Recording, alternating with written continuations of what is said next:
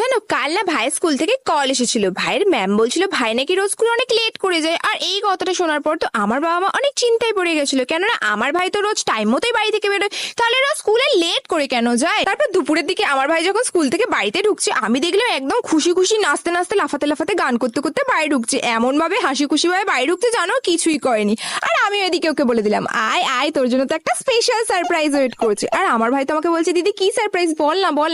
আমি তো বলছি, দাঁড়া, এক্ষুনি তো তুই নিজেই জানতে পেরে যাবি। আর ওইদিকে আমার বাবাও তো সকাল থেকে ভাইয়ের জন্য ওয়েট করছে যে ভাই কখন স্কুল থেকে বাড়িতে ঢুকবে। আর ভাই তো বাড়িতে ঢোকাই মর্তর, বাবা ওকে নিজের কাছে ডেকে নিল। আর ভাইও বাবার কাছে গিয়ে বললো, হ্যাঁ বাবা বলো। বাবা তখন বললো, তুই কি জানিস আজকে তো স্কুল থেকে কল এসেছিল, তোর ম্যাম বলছিল তুই নাকি রোজ স্কুলে অনেক লেট করে যাস, কিন্তু তুই তো রোজ বাড়ি থেকে ঠিক টাইম মতো বেরোস, তাহলে রোজ স্কুলে লেট করে কেন যাস, সত্যি করে বল তুই কোথায় যাস। তখন আমার ভাই বললো, আরে বাবা এইসব তুই রাস্তায় লাগানো বোর্ডটার জন্য হয়। তখন আমার বাবা বললো, কি ধরনের বোর্ড, কেমন ধরনের বোর্ড। তো তারপরে আমার ভাই বললো,